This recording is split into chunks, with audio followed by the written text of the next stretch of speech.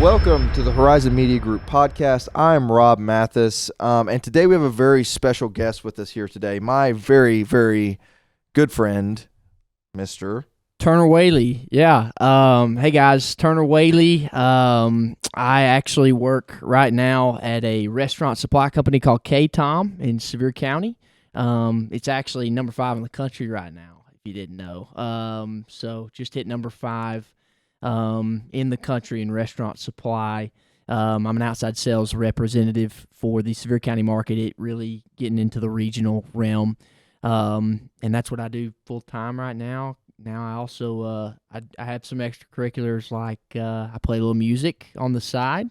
Nice. So over here with you actually talking about the 17th annual Jimbo Whaley and Friends today and getting some of that going. And I'm also a part-time Little League football coach as well, so I get some of that in too. So there you go. There's my introduction. You're doing all the big stuff. Oh, man, all the things. Yeah, all Coach Whaley. That's actually what I like to be called, Rob. The cool thing is, so Turner and I met as orientation leaders for the University of Tennessee.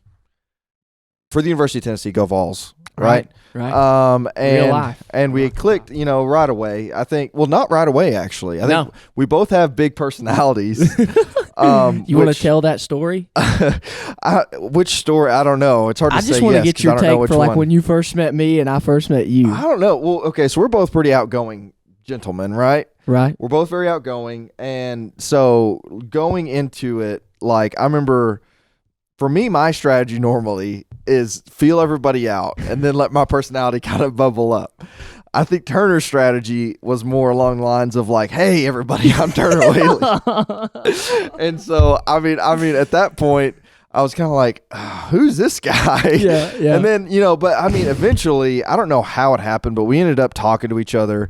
And, we got to know each other. The more we got to know each other, the better friends we became. And here we are, years and years later.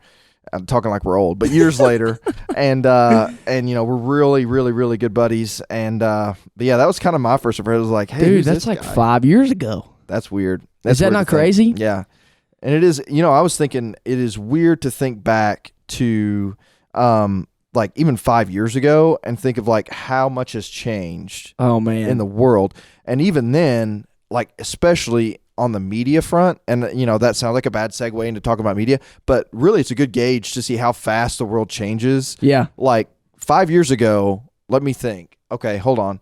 I'm thinking in high school, like it was so different. Like the way we interact with media today is like so different than when we were in high school. Yeah.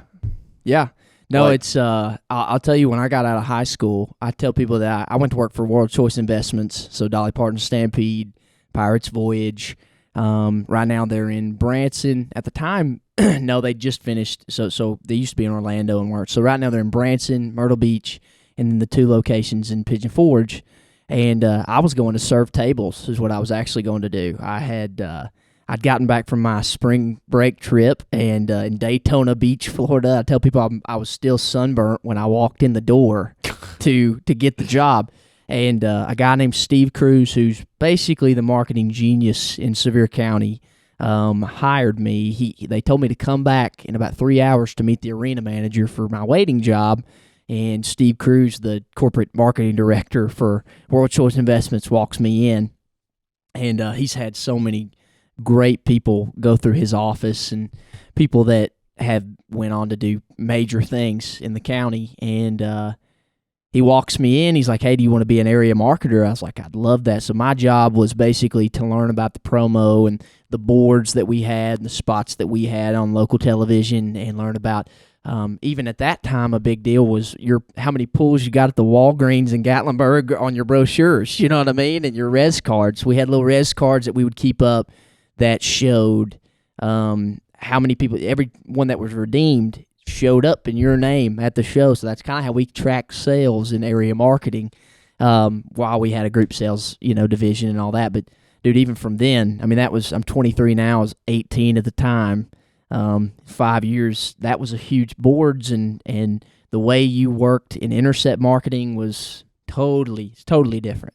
Yeah, that's super cool. I mean, and it's weird because it is like Pigeon Forge and Sevierville is like a different monster all on its own. Oh as far as like, I mean, like dropping brochures and all that. Yeah. Like I find that whole area or that whole sector of marketing very interesting. My claim to fame was a horse van. I drove around the Stampede horse van. So I had a van with brochures stocked to the brim in that thing. It had a horse on the top, and it had the rider with the American flag coming back. So that was my claim to fame. Like I'd be 18 years old driving around the road in Gatlinburg. You cruise the strip in high school. That's what you did. I had a Jeep Wrangler. It took the top off. Well, when I got out working, I got the same views I felt like from people and girls especially, and realized that I had a big horse on the top of my van. So it wasn't a hey, come let me ride with you kind of a thing. So yeah, even then that was a huge thing. And I guess you may want to talk about it later, but I mean, that's talking about the different modes of media and different modes of marketing, whether you're a destination or whether you're an intercept marketer is totally different in the way that's approached now compared to, how it was 5 years ago. I would like to get into that. But first, one of my favorite things is we always heard this story around the area of somebody wrecking one of those my first day on the job. Yeah. Vehicles. No, you heard right. Do you have any insight on that? You heard right. No. So my first day on the job, I'm working with a lady called named Jeannie Black was her name. She now does Kona Ice. She owns a portion of the company, so she does really well. At the time, she was basically my boss. She was over Gatlinburg, and I was supposed to be they called me interner, which nice. They thought was funny, and I didn't. And considering I was doing more than half the full-time employees there, and I was like, I'm having to draw up spreadsheets, and you are calling me interner. Anyway, so my first day on the job, I'm going to, I remember specifically, I get into Gatlinburg. When you go into Gatlinburg, you got Baymont on the right side, which has 99 rooms and does not ever have an empty room, ever. It's always, booked. Next to it was a Days Inn, and so I go into the Days Inn. I remember specifically the lady's name was Kat. I don't know why, and I don't know if it's a nickname or what, but she was sweet, and I went in, talked about some things, got some res cards in there, walked out and thought, man, like today is going to be the day. You know what I mean? Just one of those days, and I get in the van. I remember specifically one of my coworkers telling me, don't back this thing up. You can't see, and sure enough, I back up and I smack right into this trailer and this bike trailer. And this guy, next to the trailer he's got to be every bit of 6'6", and jacked with the one of those guys with the vest, no sleeves underneath. He's you know what I mean, yeah. And like a pro wrestler, yeah. You know what I mean. He came out with the highest pitched voice I'd ever heard in my life, and it was like the guy from Grown Ups. And yeah. he was like, you better get out of here, boy. I didn't see anything, and said that to me. And so I was like, no, I gotta get the cops down here. So I get the cops down there, and this guy that owned the trailer pretty much tried to take Stampede for everything they had on the he was like, oh, my doors broke and all this stuff, and it wasn't even barely been in, and the horse fan just peeled the wrapping. It wasn't bad, but when I go to get the police report, I go in, and this lady's at the front, and I walk in with my name badge just like a week later, and I actually called my dad first. I didn't even call Steve. I called my dad. I was so scared, and he was like, well, did you call Steve? I was like, no, and so yeah, I called everybody but Steve because I was scared to face him. And so I get over to get the police report. I walk in. This is no kidding. I walk in and I said, hey, I'm Turner. I'm with Stampede. I need a police report from a week ago. And they were like, wait a minute, where did you say you were from? And I was like, Stampede. And they're like, hey, Jeff, the horse fan guy's here, and tells everybody in the office in the police department to come to the front, and they're all sitting there laughing at me that I had wrecked this horse van. And so, that was my claim to fame, was wrecking the horse van. That's good, man. Well, it's kind of a local legend a little bit there. Yeah. Well, no, yeah, some punk kid that's gonna, I was. I tell people this all the time too. Like in business, I have been fortunate to have some really fantastic people on my side. I have cut my teeth and made more mistakes than anybody could possibly make. Anybody that makes a mistake now that I see working with me, I'm like, dude, it can get a lot worse. I promise. I've done it all. So I've done it all. Yeah. Well, that's cool. I mean, and it's funny because you have those experiences, and those experiences mold you and allow you to take those next steps. And I think as long as you it's a cool story now. Yeah. And it's one of those things. it shows one of the dangers of that form of marketing. I'm not going to say the brand of van that it was, but they should really look into their exterior windows. So I'm not going to, I'm not going to shameless plug them here. But that's why you can't get stuff wrapped anymore too. That makes it so hard to see. Yeah, that's why we don't wrap our vehicles. Yeah, we should change that anymore. completely. Yeah, it was the van's fault. But yeah, so I do want to talk about like your experiences even now with media, sales, stuff like that. So what, in your opinion, role does media take, media consumption, media production, all these things? How does that look for you? I know in KTOM, I'm genuinely curious, does that affect what you do on a day-to-day? It does. So you need to know that KTOM's sectored in restaurant supply in general, which is any kind of supply chain in the country, has an inside sales and outside sales division. Obviously, outside sales is going to be more of your install, one-stop shop, that sort of a thing, which is what I do now. I do from furniture to the actual equipment to the install to walk-ins to hoods to you name it, the plates. I do everything but the food.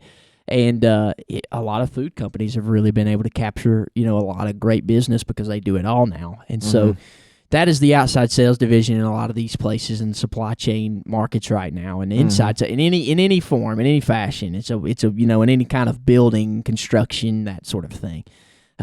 Inside sales, however, is a totally different deal. See, where KTOM got its big break per se, they used to, Patricia Bible owns it, the Bible family, and I report.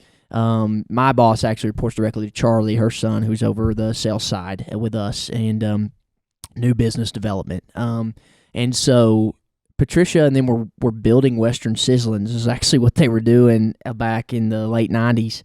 And into the early 2000s, and then they were actually getting bonuses for having equipment early, and so they would store it in their garage, and then it went from there to what it is today. 2012, 13 is when they bought that building in Kodak, right behind the Bass Pro, that houses what we have today.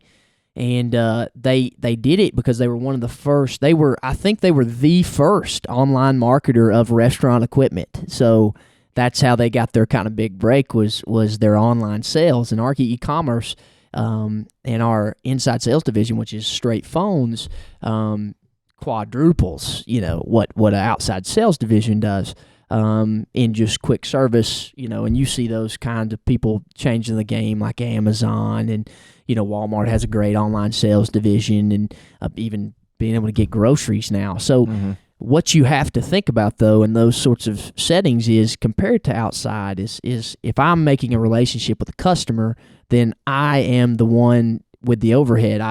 You don't have to pay me beyond what you're paying me to get me to have that relationship. It's all gravy after that. Whereas with inside sales or with anybody that's doing an online platform, there is a marketing budget to get that phone ringing and to get people on your side, and SEO comes into play, and what you're doing, for pay per click and those sorts of a thing. It's a totally different deal than the good old let's make a handshake, build something together. Maybe for lunch. You know what I'm saying? So it's a totally different deal. I think media's done a good job in selling that to people and giving them more information. I think the big thing maybe 5 years ago when we were in school would have been to I think that lacking of information was the reason you went to an outside salesman or you went to somebody that you met in person, and now they can gauge what you're about to ask before you ask it, and they got really, really customizable in their ordering, and that's all due to media and all due to the ability to strategize towards a customer and towards somebody that it's filling a need. Well, I think it's very interesting too to kind of look at like how that role has like shifted and how you're it's always an ever changing landscape on the needs and kind of the demographics that you're going after. I think is really cool. Yeah. So for you as an outside salesman now, right, you're all about building relationships, helping these people achieve their goals, as opposed to you've worked as an inside salesman before. So I'm interested to see, because of that online presence, when somebody called the phone to you as an inside salesman, they pretty much were like, give me this, and this, let's go. Yeah. So, they already had looked through the website, and then they had pretty much got most of them probably even had a cart ready to go. And then they were able to call in, and we kind of set them up. And the biggest difference is install between the two, right? We are able to install. We're able to, cut into different woodworking abilities and different exterior abilities and flashing different things into the walls and different things like that. That's a huge portion of what I do now compared to inside. It was, let's just ship it standard freight or, whoever we can and get it over there to you with a call ahead. So that's the mode of A to B, totally different. Yeah. Products stayed pretty much the same. I think it's pretty interesting too, because through that online presence and media, how you can push those consumers along the sales funnel to that final decision and pulling the trigger point, right? The conversion point, to where an outside sales, so are you going, I'm sure you have lead generation and stuff like that. Yeah. That comes down the pipeline to you. Oh yeah. And then you reach out. And then, so I'm assuming you with outside sales is more essentially walking hand in hand with them down that sales funnel to the conversion point, correct? Right. Yeah. As opposed to having I guess it wouldn't be a sales funnel. You're walking with them on a trail, to the conversion point, but you're still the same thing, except for with the online presence with inside sales, they do it on their own time. And Exactly. It's and you get leads from both places. You're going to get them from inside people that don't have the ability on the install side. They know A to B standard freight, which is actually it's a pretty hard process too, because the freight companies are very pushed right now. They just got a lot going on, and so you kind of have to be able to gauge 5 to 6 business days compared to 1 to 3 or compared to 2 weeks, and be able to gauge those things and set up a customer with the right expectations. And so, yeah, I get them from everywhere. I get them from inside people that want, have somebody that need an install here in the region. And I obviously push towards accounts that you just get excited about and want to do. Yeah. Leads come from everywhere, but really the media side pushing, we do K-Tom does a fantastic job in pushing their brand, very positive brand, Johnny on the spot. It's a very good marketing campaign for somebody that's had a marketing degree from the University of Tennessee. They do a really good job in pushing that envelope, and we provide the same kind of service on the back end that meets the expectations of the customer. But yeah, that's so important too. Yeah, yeah. I mean, actually talking the talk, then walking the walk. Right. No, that's where people miss it. Right. That's where a lot of companies miss it. Is it's great to be a fantastic salespeople are crucial. It's crucial. Your marketing and the modes of transportation for your media is crucial. But if you've not got the hands on deck folks to back it up, it's gonna be a rough road. And it's interesting because it's cool to see and hear from somebody that's within, this great humming machine that's number 5 in the nation, to hear from that, because, they've got all pieces together. And a lot of times when we're working with people, I've said it on past podcasts, but we help people that are already walking the walk, talk the talk. Right. And so it's a that cycle of bringing people to that conversion point, getting the sale, and then, just getting, and then helping them get to the point to where they can then provide that service, and then and then essentially that cycle all starts again.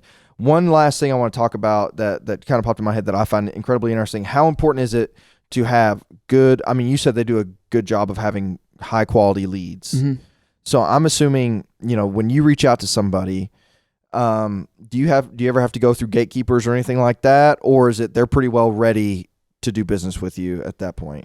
So you get it both ways. I'll tell you that K-Tom obviously has some fantastic partners that have been with them since the start, since it was a little, shack basically in Morristown that they did a crazy amount of money at a small space. And, people have been, most of the regional customers are folks that have been with them forever. And that's the beauty of your business model too, is really catching it early and having, that's how any great relationship happens, is catching it early, catching it right from the start, paying your dues like you're supposed to, and going from there and creating what you need to create in the future. And that's how K-Tom's kind of been able to create. They started with folks that were building 1-2 restaurants turn into, regional, national chains. And that's how that's how 1 through 4 did it before, right? That's how they became billion-dollar companies, is they had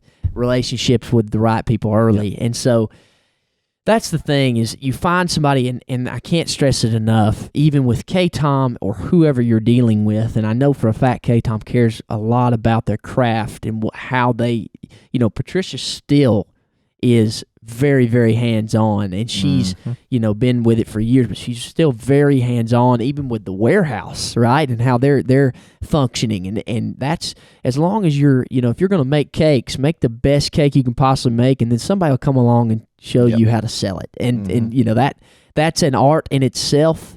Just like you guys working with your craft, you focus on the craft, and then somebody will come along to help you, and so. Yeah, I love your business model, and I love, the fact that that's how big companies work, is they were once small companies. There was a hiccup or one or two, there was a, hey, I didn't get this, hey, this didn't happen. We learned each other just like a great relationship, and it became what it was. It's funny that you say that, because we do have those partners now, and that is my favorite thing about this business, is like working with the people, and then it's a relationship. It's a perfect, that's the word to use, because it's not just they're a client. It's not just that we're providing media or working with them, with their media or whatever. It's a relationship, and you learn each other. And then the funnest part is like whenever you know each other, and then you can go and be creative together. Right. No, and right. Then at that point, like, and I'm sure K-Tom and you have had experiences of like that, where you guys both know each other. We're past the formalities. Let's go do something together, and we just kill it. Yeah. And that's the best. Yeah. No, and that comes with obviously time in the business too, but you're right. I love showing up to a concept that's brand new. I love it with somebody that I've worked with, multiple times, and man, you're just brainstorming off of each other. And a guy like me or you, it's it's kind of fun to just get off the wall. You know what I mean? And just start thinking anything. So it's a that's the fun part of the job, is the creation side and the immersive dining experience, taken somewhere, and I don't care what kind of business it is. If you don't sell an experience, you're not selling. Period. It's not, and that's the fantastic part of K-Tom as well, and really in anything that I've been fortunate enough to do with World Choice and Stampede. It's an experience. It's, I can only get this here, and as long as you stay with that, man, it's and sell that through your media motives, and use the right placement with the right strategy behind it, and letting people know exactly who you are. I mean, we talked about it today. Me and you were doing 117 House, Isaiah 117 House in Sevier County, and we talked a lot about their motive, but really their sells itself once they get their idea out there. It sells itself. So yeah, definitely. That's you got to make sure that you got to make sure you build those relationships. That's key. It's all at the end of the day. It's two friends getting together, building the Lego house. You know what I mean? Same thing. And then everybody gets to have fun. Everybody gets to make their living and do what they love, and that's the funnest part. Right. So, right. Yeah. Well, thanks, man. I appreciate you coming out here, all the way down here to the little city. I know you're from the big city, Pigeon Forge. Thank you for coming down to Knoxville. Well, no problem. I'm working part-time over there at the Ferris wheel at the island if you want to see me. And, okay, sounds good. Make sure to take care of it. But no, man, this is great. I hope to come back if you'll have me again. Yeah, man. Well, sounds good. All right, man. We'll see you later. Make sure you guys stop by. Make sure you subscribe. Stop by all of our social media, and we will see you next time.